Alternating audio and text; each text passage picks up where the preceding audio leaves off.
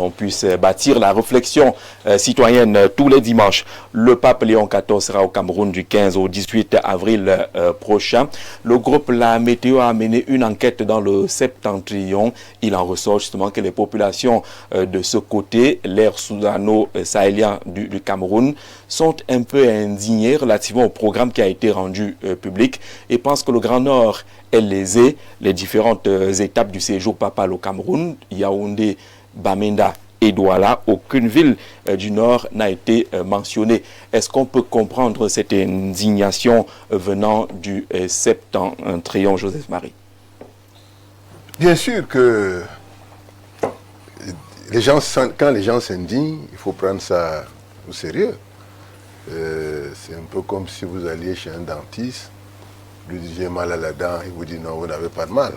Donc je pense que il ne faut pas que l'arrivée du Saint-Père soit plus un moment fasse plus de mal. De frustration pour certaines populations. La religion a ceci de particulier qu'elle relève de l'émotionnel, du spirituel, et c'est des choses auxquelles il faut éviter dans lesquelles il faut éviter d'introduire les frustrations. Vous savez, tous les grands fanatismes au monde, ça vient de religions.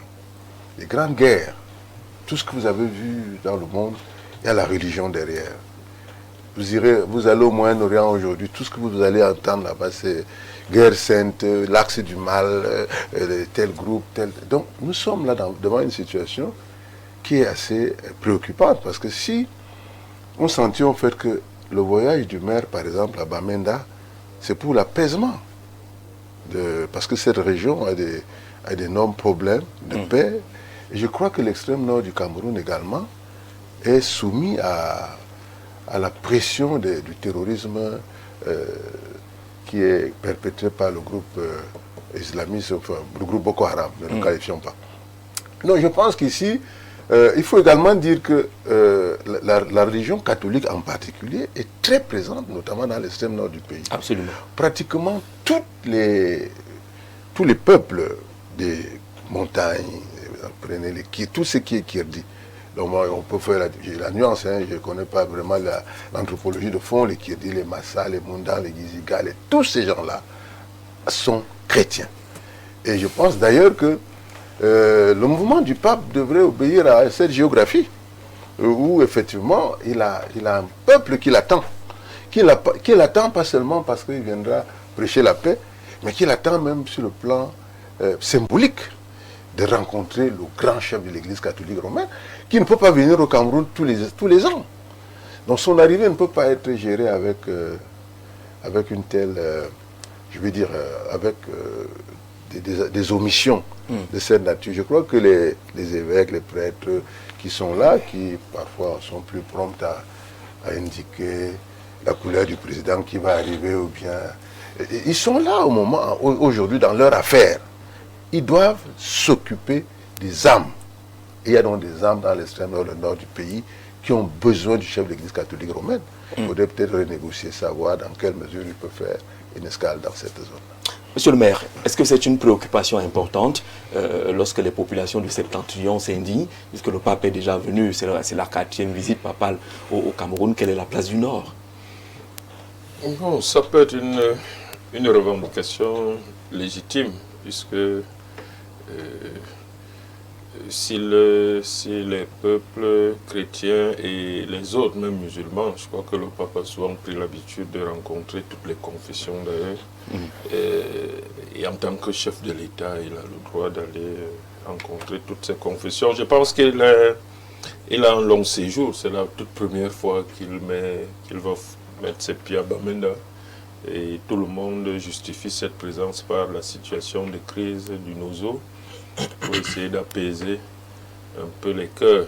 De ce côté-là, il séjournera à Douala et Yaoundé, qui sont des villes, des sortes de Cameroun en miniature. Donc tous les peuples du Cameroun sont présents à Douala et Yaoundé. Maintenant, s'il ne pouvait pas faire le tour du Cameroun, mais je pense que l'Église catholique romaine du Cameroun et l'État du Cameroun peuvent prendre des mesures pour que le maximum des compatriotes du Grand Nord prennent part, soit Yaoundé, soit Douala, à cette visite. On organise un grand charter. S'il y a des gens qui veulent assister ou participer à cette visite, Yaoundé, et le message serait plus porteur quand même s'il est sur place. Je crois que le nonce apostolique qui le représente ici a pris note. La prochaine fois qu'un pape viendra, il se souviendra que jusque-là, le Grand Nord n'a pas eu cet honneur de recevoir le pape au Cameroun. Et je pense que le pape fera un effort particulier la prochaine fois. On l'espère bien. La revendication doit être adressée au Vatican et pour que le Saint-Père sache qu'il y a un peuple du Grand Nord qui le revendique, qui le réclame. Et peut-être la prochaine fois, il fera un tour là-bas. Est-ce que c'est une revendication légitime, professeur, lorsque ces voix qui se prononcent dans le Grand Nord se sentent lésées et que ce n'est pas la première fois? Merci de me donner la parole. Je ne sais pas si cette revendication est légitime. Elle est au moins compréhensible dans les régions qui forment ce que nous appelons le Grand Nord. Il y a des fidèles catholiques et ils auraient aimé recevoir la visite du très Saint-Père. Maintenant, il faut savoir que l'agenda de la très haute personnalité qu'est le pape est un agenda très compliqué. Il ne vient pas qu'au Cameroun, il va dans d'autres pays. Et c'est même déjà bien que le Cameroun ait pu avoir 3 escales dans cette visite-là. Bien, s'il faut faire une lecture des 3 escales, Yaoundé, c'est la capitale du Cameroun. Douala, c'est la ville la plus cosmopolite du Cameroun, certainement, puisque c'est la plus grande ville du Cameroun. Et comme on dit, beaucoup de gens viennent s'y chercher. Dans le nord-ouest, vous savez qu'il y a une situation qui est délicate. Et la voix du pape pourrait contribuer au moins à apaiser les choses, à défaut de résoudre définitivement le problème. Maintenant, nous avons un nouveau pape qui lui-même, en tant que personnage international, apprend la réalité des pays.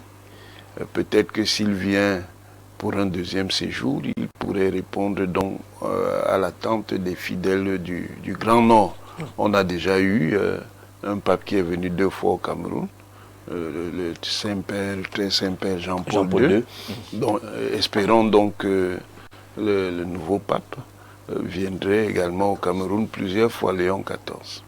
D'accord, on a cet espoir-là, il Bilobé, à Douala ça va, le pape vient, mais vous comprenez au moins ceux qui se sentent frustrés. Je crois que cette expression que j'entends rend compte de la dimension purement théologique de la visite du pape. Il est un berger pour les chrétiens catholiques, mais il est une grande personnalité cléricale pour les chrétiens, d'une manière générale. Quand le pape s'exprime, les protestants aussi suivent, ils écoutent. Donc, je pense que le pape, comme berger, venant visiter les croyants catholiques et d'une manière plus large, chrétienne, il peut très bien écouter l'appel que les populations chrétiennes du Nord lui auraient adressé. Mais je pense que ce n'est pas une question qui devrait se discuter même dans les médias. Parce que le nonce apostolique qui le représente et qui a certainement préparé ce voyage. Et ceux qui ont discuté de l'agenda avec lui. Et ceux qui ont discuté, les autorités camerounaises.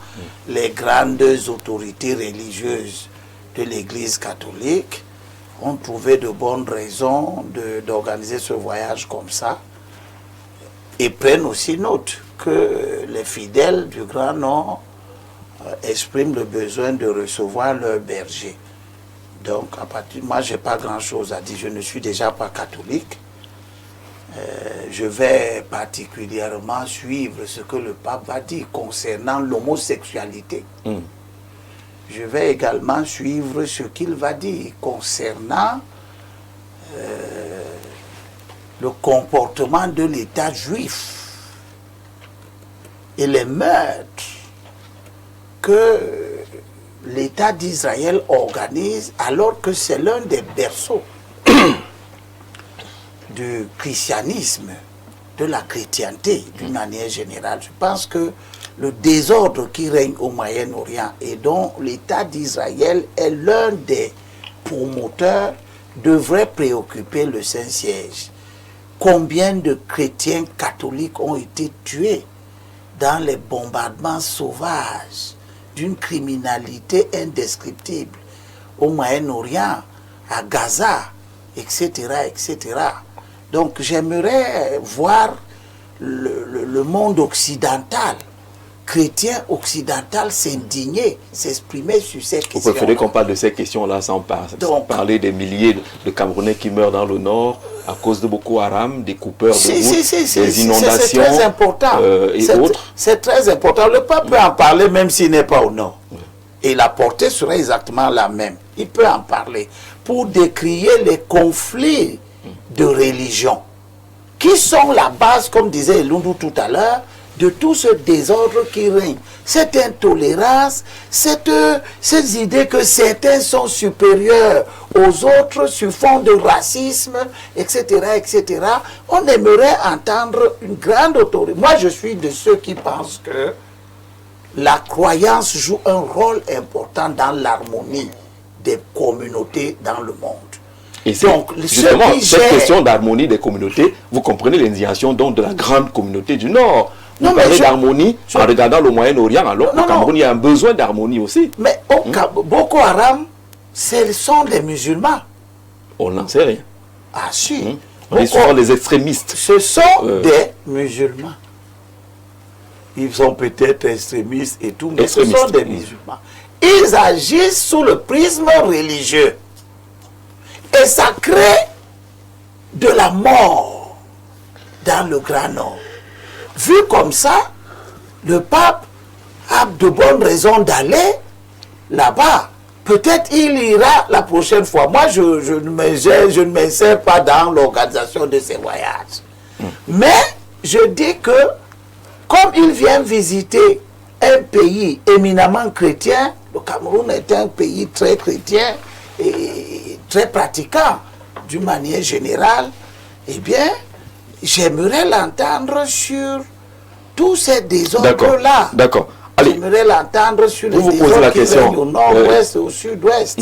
Voilà. Diodné, je passe par cette question, cette préoccupation des téléspectateurs pour poser la question.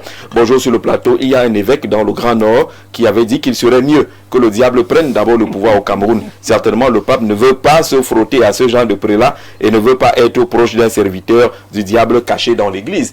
Peut-être que ce serait l'occasion, ça aurait été une bonne occasion pour le pape d'aller vers cette communauté qui pourrait être perdue aujourd'hui lorsqu'on convoque le diable en pleine église. Well, I think that what the populations of the Grand North are expressing is very legitimate. It symbolizes the love they have for their spiritual leader, and it symbolizes the hope that they see in his visit in communion with him. They believe very fervently that it's a rare opportunity, and they want to have the feet of their spiritual leader on the soil. But I can assure them that Cameroon is one. The feet set in Cameroon will also be set there. That said, I also think that those that are responsible for fixing the agenda of the Pope could still make some adjustments if that is possible. On peut revoir si c'est possible. Yes. Là, il faudra l'avis du pape. They could still make some adjustments if that is possible. Take note that as a spiritual leader, the Pope is a father. So he sits, and if he hears his children, they are talking, they're crying, they want this, they want that, as a father, he consider, and the Bible says that the children cannot ask you for fish and you give them snake. So the Pope will think and do what as a father is possible and in the best interest of God's people here in Cameroon.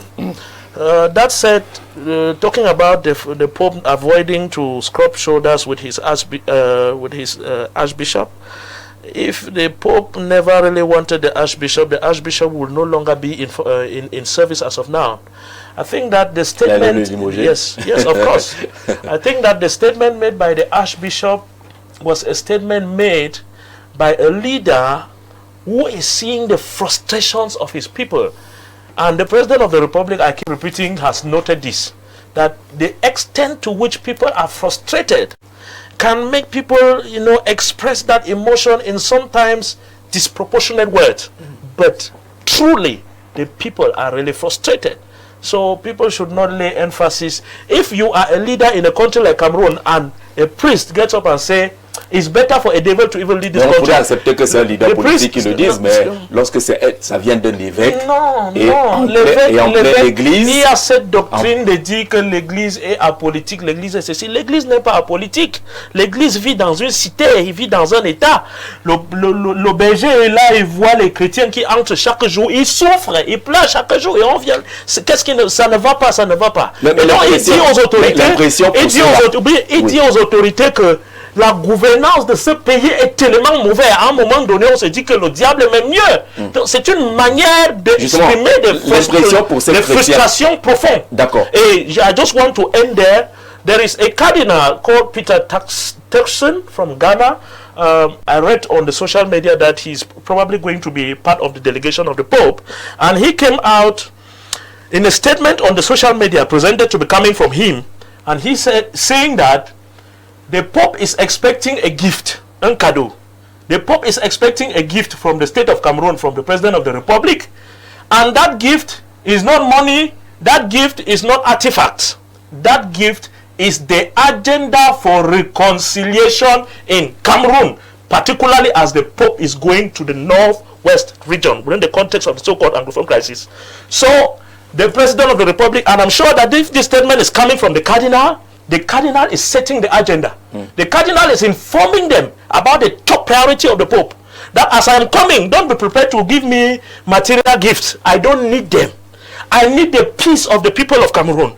I want the people to live well in their country. And I need specifically a reconciliation agenda which I can support to make sure that long-lasting peace returns to the northwest and southwest regions of Cameroon and to the entire to the entire country, Cameroon. On that note, I want to extend my support. If this statement coming from Cardinal Peter Turkson is actually his, I want to extend my support and to call on President Paul Biya to prepare that agenda for reconciliation, present it to the Pope, and also present it to us Cameroonians, because he is first the servant of us, the Cameroonian people. D'accord, on n'a pas oublié que Jean-Paul II était en 85 à Garoua, on l'a pas oublié.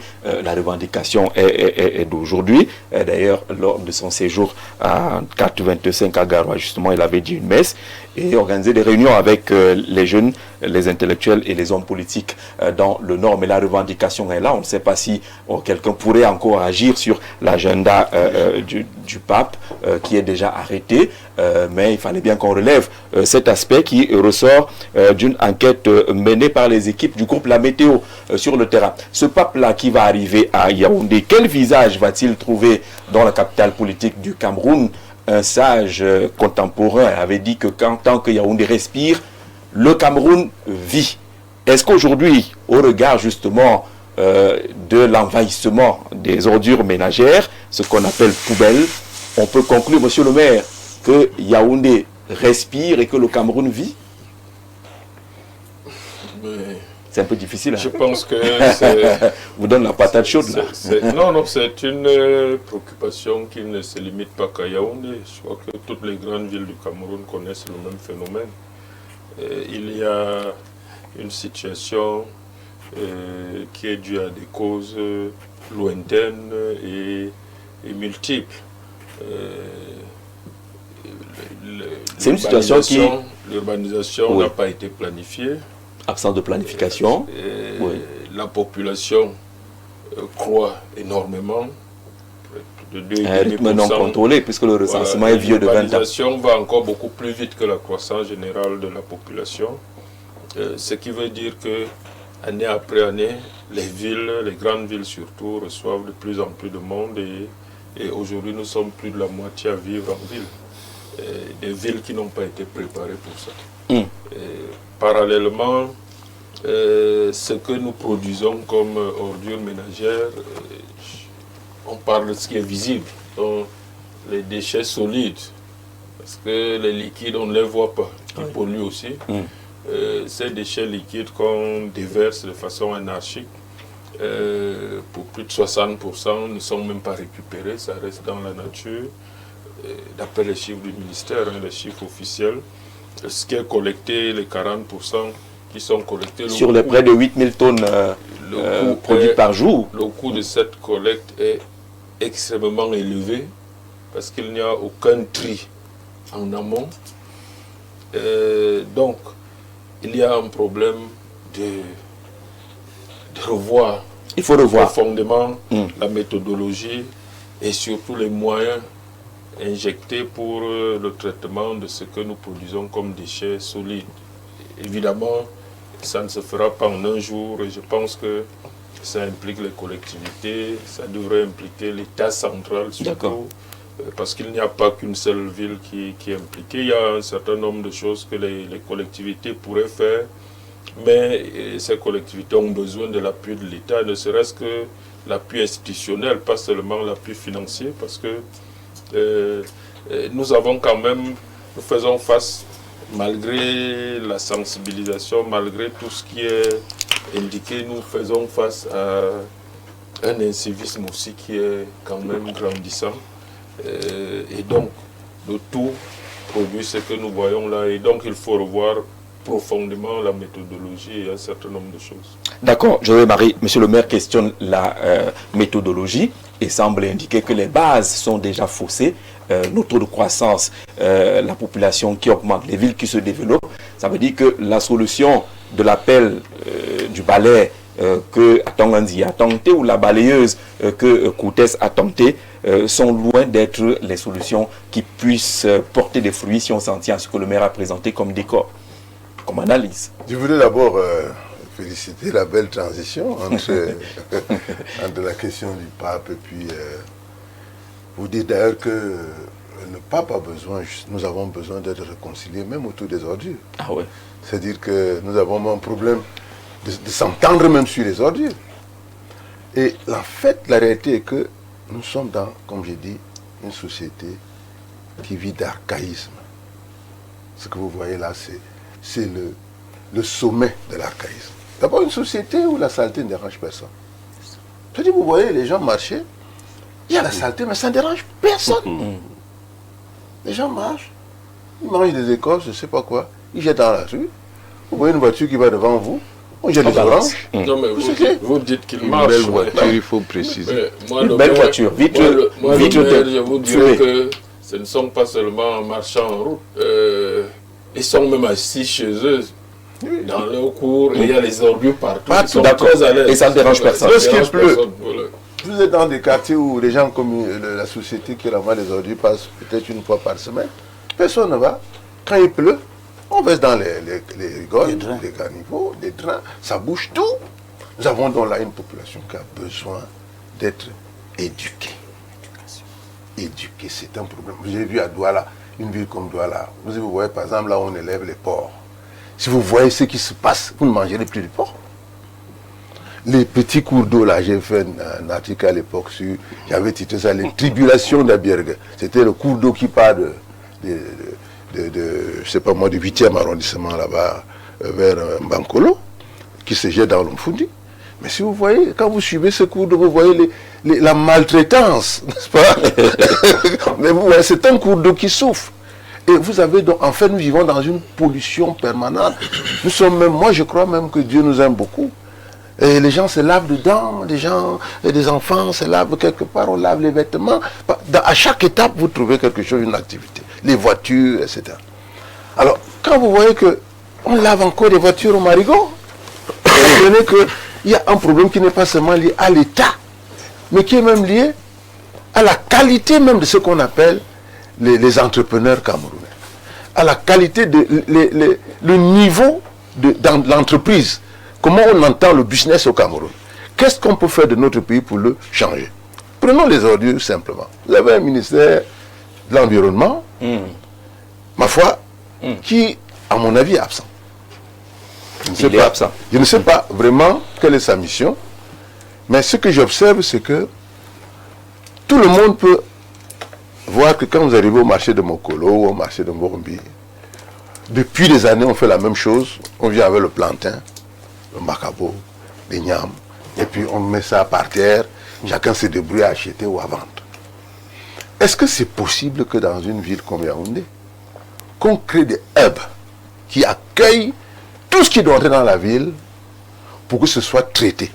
Mettons une entrée comme celle d'Obala, ou tout ce qui vient de l'ouest, de partout, qui doit rentrer dans le pays, rentre d'abord dans ce hub. Et que dans une ville comme Yaoundé, on reçoive du plantain déjà pelé, du macabo déjà pelé. Est-ce que dans des hubs comme ça, on peut faire la transformation pour que cette ordure devienne la richesse? Parce qu'on fait de l'énergie avec ça. On fait du gaz avec les pots de bananes, les pots de... On fait...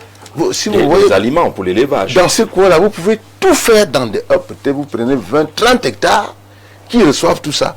Et où quand les choses arrivent en ville, vous changez donc toute la configuration des marchés de Yaoundé. Vous trouvez plutôt du plantain dans des cartons.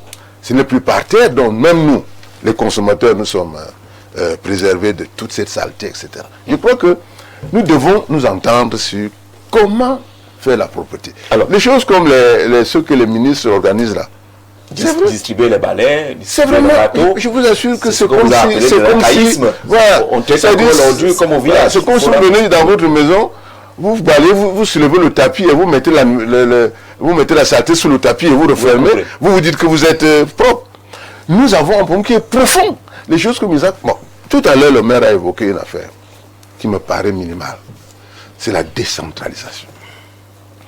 Pourquoi on ne donne pas à chaque mairie la gestion de ses ordures de manière claire? On dit Yaoundé 1, Yaoundé 2 jusqu'à Yaoundé 7. On peut créer à Yaoundé 7 sociétés de traitement des ordures. Vous avez parlé de 8000 tonnes par jour. Mais si vous divisez 8000 tonnes par 7, vous avez 1000 tonnes pour chaque mairie. Et c'est un travail fastidieux, puisqu'il n'y a pas le jour férié des ordures. D'ailleurs, c'est le jour férié qu'on les produit davantage. Bon, j'ai dit 3 choses. Former les populations à savoir que la saleté est un problème. Et que ça n'a rien à voir avec la pauvreté. C'est-à-dire pour être pauvre et propre. Donc, ça dépend de vous.